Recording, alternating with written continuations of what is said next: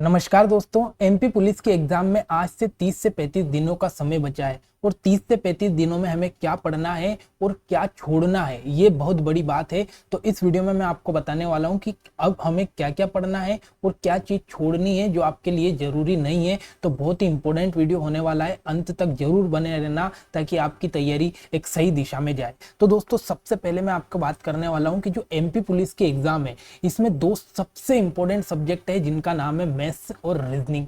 दोस्तों, ये जो मैथ्स और रीजनिंग दोनों सब्जेक्ट है ना, ये दोनों सब्जेक्ट से आपके 65 नंबर के क्वेश्चन आ रहे हैं। मतलब कितनी बड़ी बात है कि 100 नंबर का आपका पेपर बन रहा है और इस 100 नंबर के पेपर में से 65 नंबर सिर्फ और सिर्फ मैथ्स से रीजनिंग से ही आ रहे हैं। मतलब हमें ये पता चला कि सबसे ज्यादा जो टाइम देना है ये मैथ्स से रीजनिंग को देना है। जितना ज्यादा से ज्यादा टाइम आप मैथ्स से रीजनिंग को दे सकते हो उतना ज्यादा से ज्यादा टाइम मैथ्स से रीजनिंग को दीजिए। ठीक है, आखिरी में ये भी बात करूंगा कि कौन सा टॉपिक इंपॉर्टेंट है।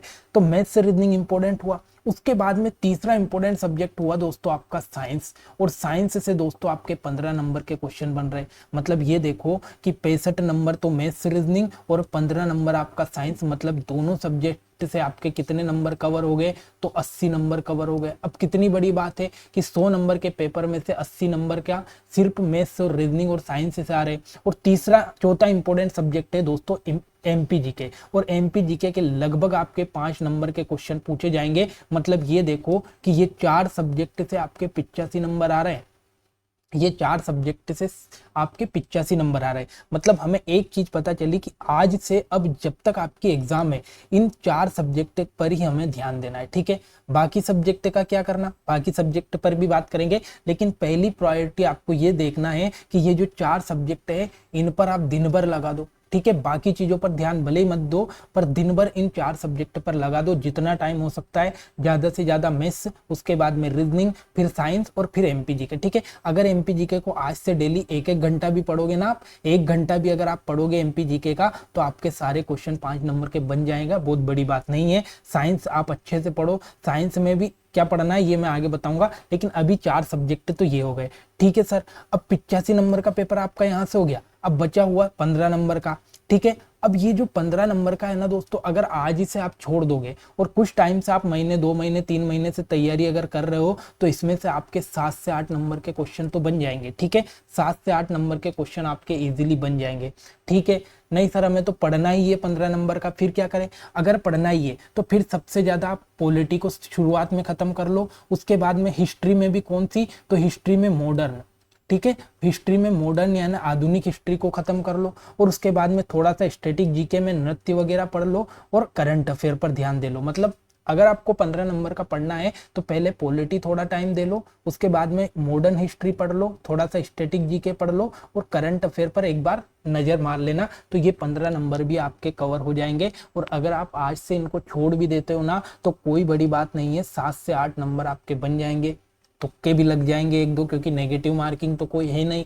तो आपको यहाँ से डरने की जरूरत नहीं है। लेकिन मैंने आपको शुरुआत में 4 सब्जेक्ट बताए दोस्तों, ये 4 सब्जेक्ट आज से दिन भर रात भर बस इन पर ही आपकी नजर होनी चाहिए। बाकी सब्जेक्ट अगर नहीं भी देखोगे तो कोई बड़ी बात नहीं है, क्योंकि 85 नंबर एक बहुत बड़ी चीज होती है। 85 नंबर में से अगर आप यहाँ पर ठीक है साहब हमारे तो गलत होते होते 65 नंबर ही आ रहे, 65 नंबर ही आ रहे, तो 65 नंबर अगर आपके उधर से आ रहे हैं और यहाँ से 7 से 8 नंबर आ जाएंगे तो भी आपका 72 75 तक आपका बन रहा है। तो ये हो जाएगा काम अपना।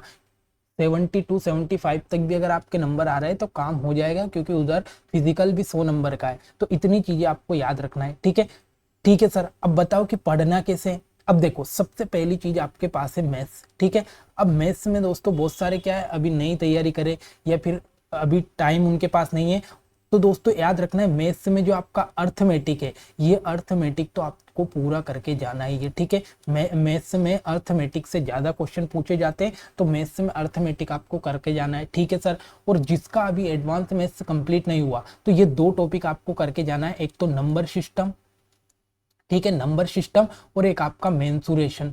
मेंसुरेशन मतलब क्षेत्र में मेंसुरेशन। ये 2 टॉपिक आपको एडवांस से करके ही जाने हैं, क्योंकि बहुत ही अच्छे क्वेश्चन पूछे जाते हैं नंबर सिस्टम और मेंसुरेशन से, और पूरा अर्थमेटिक आपको यहाँ पर करके ही जाना है। ठीक है, साइंस की रही बात, तो साइंस में दोस्तों सबसे पहले बायोलॉजी पर ध्यान देना, बायोलॉजी पर ध्यान देना है। ठीक है, बायोलॉजी के बाद में आपका फिजिक्स, फिजिक्स से क्वेश्चन अच्छे पूछे जाते हैं, ठीक है। तो बायोलॉजी और फिर फिजिक्स से दोनों इंपॉर्टेंट सब्जेक्ट है, पहले इन दोनों को निपटा लेना, फिर केमिस्ट्री में कुछ इंपॉर्टेंट चीजें हैं वो पढ़ लेना, ठीक है।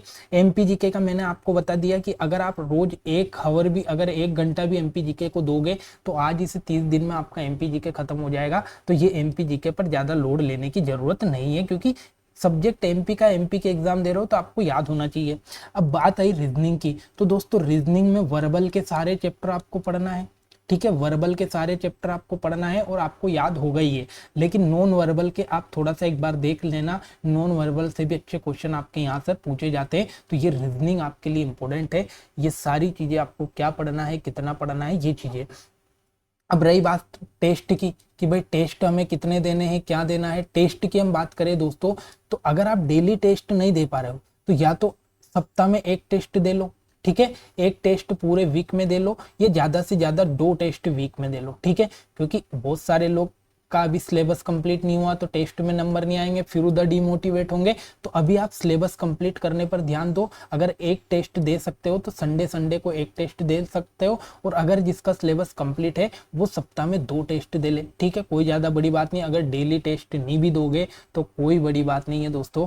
टेस्ट सिर्फ आपका टाइम मैनेजमेंट करता है कि भाई टाइम से हम यहाँ पर क्वेश्चन कर पा रहे हैं कि नहीं कर पा रहे। अगर सप्ताह में 1-2 टेस्ट दोगे तो पता चल जाएगा कि टाइम से सवाल हो रहे हैं या नहीं हो रहे, ठीक है। तो उधर आप फिर तैयारी जैसे रिवीजन कर रहे हो उसमें स्पीड बढ़ा देंगे, ठीक है। तो ये आपका टेस्ट की रणनीति हो जाएगी, ठीक है दोस्तों।